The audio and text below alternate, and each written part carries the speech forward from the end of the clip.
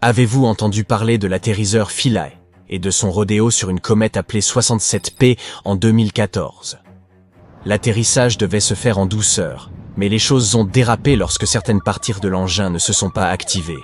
Et Philae a rebondi sur la comète comme une balle en caoutchouc, comme dans un dessin animé. Heureusement, Philae a pu envoyer un message vers la Terre pour confirmer qu'il fonctionnait toujours, mais personne ne savait où il était. Le mystère est resté entier pendant près de 2 ans, jusqu'à ce que des images prises par une sonde voisine révèlent la position inconfortable de Philae. Couché sur le côté, ses pattes d'araignée en l'air, coincé dans une fissure de 67P. Et ce n'est pas tout. Les données recueillies suggèrent que Philae aurait tenté un deuxième atterrissage pendant 2 minutes, mais les scientifiques ignorent où cela s'est produit, comme dans une partie de cache-cache cosmique. Un planétologue de l'Agence spatiale européenne a déclaré qu'il leur restait encore un dernier mystère à résoudre concernant Philae.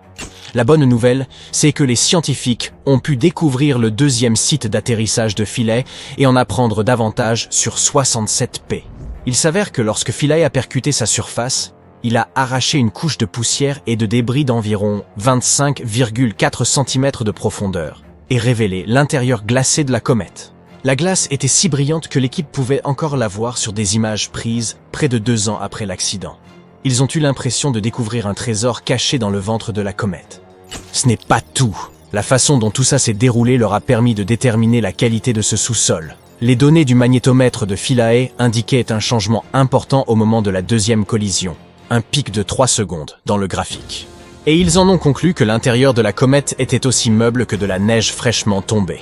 Imaginez un peu, une comète avec des rochers plus floconneux que la mousse d'un cappuccino. Maintenant que les planétologues comprennent mieux les caractéristiques physiques d'une comète, ils peuvent préparer les missions futures avec beaucoup plus de précision. Et c'est là que les choses deviennent passionnantes. Ils espèrent pouvoir, grâce au projet Ambition, ramener sur Terre pour la première fois un échantillon cryogénisé de l'intérieur d'une comète. Philae n'a peut-être pas eu l'atterrissage le plus agréable, mais il nous a permis de découvrir des choses fascinantes. Lorsqu'il s'agit de comètes, notre star est probablement la comète de Halley. C'est une comète périodique. Elle visite la Terre tous les 75 ans environ, ce qui signifie que pourriez la voir à 2 reprises dans votre vie. La dernière fois qu'elle est passée, c'était en 1986 et elle ne reviendra pas avant 2061. Cette comète a été nommée d'après l'astronome anglais Edmond Halley, lorsqu'il a compris que les 3 comètes observées en 1531, 1607 et 1682 étaient en réalité un seul et même objet.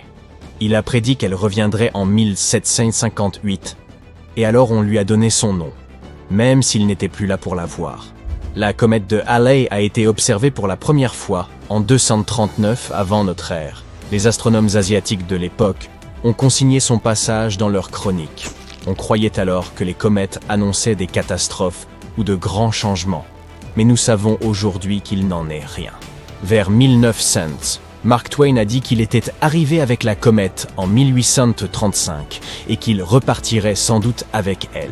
Il est mort le lendemain de son approche, en 1910. Eh oui. La comète Hale-Bopp a également attiré notre attention en 1997. Elle était si brillante qu'on a pu la voir à l'œil nu pendant environ 1 an et demi, surtout dans l'hémisphère nord.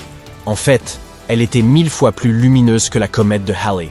Même les habitants de zones très éclairées, comme Chicago, pouvaient apercevoir ses queues bleues et blanches. La comète Hale-Bopp a été découverte par Alan Hale au Nouveau-Mexique et Thomas Bopp en Arizona. Alors qu'ils observaient sur le ciel, ils ont soudain remarqué un objet flou à proximité. On ne l'avait jamais vu. Les astronomes furent enthousiasmés. Ils utilisèrent des télescopes pour étudier la comète à mesure qu'elle approchait. Et la NASA utilisa même le télescope spatial Hubble pour l'observer de plus près. Le noyau de Hale-Bopp était énorme, de l'ordre de 30 à 40 km de diamètre, et beaucoup de poussière s'en échappait. Et en parlant de Hale-Bopp, la chanson MMM-Bopp des frères Hanson a été un succès mondial cette même année 1997. Est-ce lié? Quoi qu'il en soit, il y a 5000 ans, une autre comète a frôlé notre Soleil, offrant un beau spectacle aux civilisations d'Eurasie et d'Afrique du Nord. Hélas, ce mystérieux visiteur n'est pas mentionné dans les récits historiques, mais les scientifiques sans base sont très astucieux. Voici la comète Atlas, ou C2019 Y4, qui a fait son apparition en 2020. Malheureusement, Atlas a fini par se désintégrer en une pluie de fragments glacés. Mais une nouvelle étude réalisée à l'aide du télescope Spatial Hubble de la NASA a permis aux astronomes de découvrir qu'Atlas était un morceau de cette ancienne comète d'il y a 5000 ans. Une véritable réunion de familles. Les familles de comètes ne sont pas rares. L'un des exemples les plus célèbres est la comète Shoemaker-Levy 9, tombée en morceaux sur Jupiter en 1994. Mais Atlas est un peu bizarre. Elle s'est brisée alors qu'elle était loin du Soleil, ce qui est étrange, car cela aurait dû se produire au moment où elle passait le plus près de notre astre. Comment a-t-elle fait pour survivre à son dernier passage il y a 5000 ans? En étudiant comment elle s'est désintégrée, les scientifiques peuvent en savoir plus sur la façon dont la comète mère s'est constituée. Ils ont ainsi découvert qu'un fragment d'Atlas s'est désintégré en quelques jours, tandis que pour un autre, ça a pris des semaines. Une partie du noyau était donc plus solide que l'autre. Mais on ne sait toujours pas pourquoi elle s'est désintégrée. Ce sont peut-être les forces centrifuges, ou des glaces super volatiles, qui ont fait exploser ce fragment de manière si spectaculaire. Une chose est sûre, le petit bout d'Atlas qui a survécu ne reviendra pas avant le 50e siècle. En attendant, nous devrons nous contenter d'admirer les autres beautés de notre ciel nocturne. L'histoire drôle suivante concerne une bande d'astronomes sur l'île de Maui. Un soir, ils se détendaient en observant les étoiles à l'aide de leurs télescopes sophistiqués lorsqu'ils ont soudain aperçu quelque chose d'étrange. Il s'agissait d'une comète, mais pas n'importe laquelle. Elle se déplaçait très rapidement et avait une forme vraiment étrange.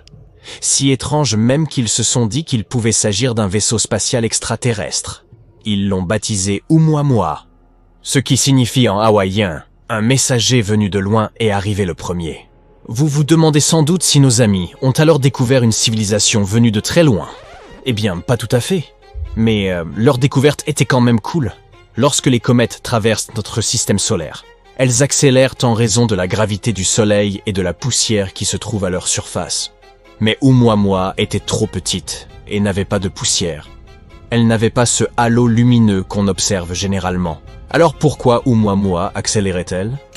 Selon une hypothèse, il s'agirait d'un effet étrange. Les petits corps absorberaient les photons du Soleil et les réémettraient sous la forme de panaches propulsifs.